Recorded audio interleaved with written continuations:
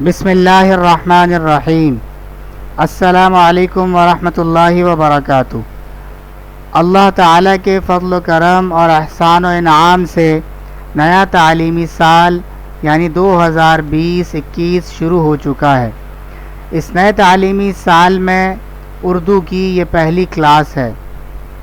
اس سے پہلے یہ ہوتا تھا کہ ہم اردو جماعت نہم یعنی کلاس 10 میں پڑھاتے تھے، لیکن اس سال سے سندھ کے تعلیمی بورڈ نے یہ فیصلہ کیا ہے کہ اردو جماعت نہم یعنی کلاس 9 میں پڑھائی جائے گی، اور یہ فیصلہ اس لاک ڈاؤن سے پہلے فروری کے مہینے میں ہوا ہے۔ خیر، اردو ایک لازمی مضمون ہے، اب چاہے اسے 9ویں میں پڑھیں یا 10ویں میں، بہرحال ایک سال تو پڑھنا ہی تھا۔ چونکہ اس عالمی وبا کی بنا پر باقاعدہ کلاس تعلیمی ادارے کے بجائے آن لائن ہو رہی ہیں، لہٰذا ہم سب کو اس تبدیلی کو نہ صرف قبول کرنا ہے بلکہ اپنی صلاحیتیں بروئے کار لاتے ہوئے اس سے بھرپور فائدہ بھی اٹھانا ہے، اور یہ ثابت کرنا ہے کہ تعلیم کی صورت کوئی بھی ہو، ہم اسے حاصل ضرور کریں گے، کر کے رہیں گے انشاءاللہ تعالی۔ تو ہم آپ سبھی دوستوں کو آن لائن کلاس میں کھلی باہوں خوش آمدید کہتے ہیں۔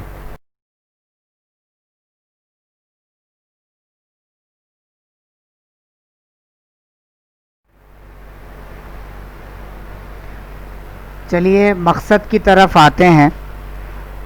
آپ کی اردو کی اس کتاب کے 2 حصے ہیں، ایک نثر کا اور دوسرا نظم کا، یعنی یہ کتاب 2 حصوں پر مشتمل ہے، ایک اسباق کا حصہ ہے اور دوسرا نظموں کا حصہ۔ تو ہم نظموں سے شروع کریں گے انشاءاللہ تعالی۔ ہم یہاں یہ بھی عرض کر دیں کہ نثر کے لغوی معنی کیا ہیں۔ نثر کے لغوی معنی ہے بکھری ہوئی شے، اور اصطلاحی تعریف نثر کی یہ ہے کہ وہ تحریر جو منظوم نہ ہو بلکہ عام گفتگو کی طرح لکھی جائے اسے نثر کہتے ہیں، یعنی عام سادہ جملے، جبکہ جو تحریر شاعری کے قواعد کے مطابق نپے تلے الفاظ میں ہو اسے نظم کہا جاتا ہے، جیسے کہ آپ انشاءاللہ تعالی ابھی پڑھ لیں گے۔ تو ہم جو پہلی نظم پڑھیں گے اس کا عنوان ہے حمد۔ اس حمد کے مصنف ہیں مولوی محمد اسماعیل میرٹھی صاحب مرحوم۔ ان کا تعارف آگے آ رہا ہے۔ اب ہم شاعر کا تعارف پڑھ لیتے ہیں، غور سے سنیے گا۔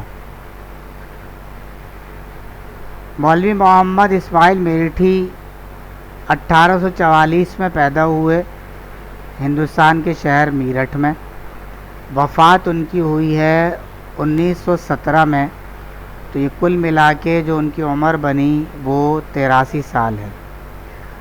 مولوی محمد اسماعیل میرٹھی نے ابتدائی تعلیم میرٹھ ہی میں پائی، پھر عربی اور فارسی کے استاد کی حیثیت سے میرٹھ اور سہارنپور، یہ 2 جگہوں کے نام ہیں، ان کے اسکولوں میں خدمات انجام دیں۔ آخر میں آگرے میں سینٹرل نارمل اسکول میں استادوں کو تربیت دیتے رہے، یعنی ٹیچرز ٹریننگ کا کام آگرہ ایک جگہ ہے وہاں پر کرتے رہے۔ وہاں سے ریٹائرڈ ہو کر واپس میرٹھ آ گئے اور یہیں انتقال فرمایا۔ مولوی محمد اسماعیل میرٹھی کا شمار بچوں کے اہم شاعروں میں ہوتا ہے۔ بچوں کے شاعر یعنی یہ کہلاتے ہیں، یہ بات ذہن میں رکھیے گا۔ یہ پیپر میں جو MCQs آتے ہیں اس میں یہ بات بعض دفعہ پوچھ لی جاتی ہے، کیا کہ مولوی محمد اسماعیل میرٹھی بچوں کے شاعر ہیں۔ بچوں اور نوجوانوں کے لیے بہت سی اصلاحی اور اخلاقی نظمیں انہوں نے لکھیں۔ آپ کی شاعری زبان کی پاکیزگی اور بیان کی سادگی کا نہایت عمدہ نمونہ ہے۔ آپ کی نظمیں ہندوستان اور پاکستان کی درسی کتابوں میں پڑھائی جاتی رہی ہیں، یعنی جو ہمارے سلیبس کی جو بکس ہیں ان میں پہلے بالکل شروع میں پاکستان میں اور ہندوستان میں بھی یہ کتابیں سلیبس کے طور پر پڑھائی جاتی رہی ہیں، ان کی نظموں کی کتابیں۔ آپ کا سارا کلام کلیات اسماعیل کے نام سے شائع ہو چکا ہے. یعنی اگر ہم مولوی محمد اسماعیل میرٹھی کا پورا کلام، ان کی تمام شاعری کسی ایک کتاب میں پڑھنا چاہیں تو اس کتاب کا نام ہے کلیات اسماعیل. درسی کتاب میں شامل حمد اسی کلیات سے لی گئی ہے.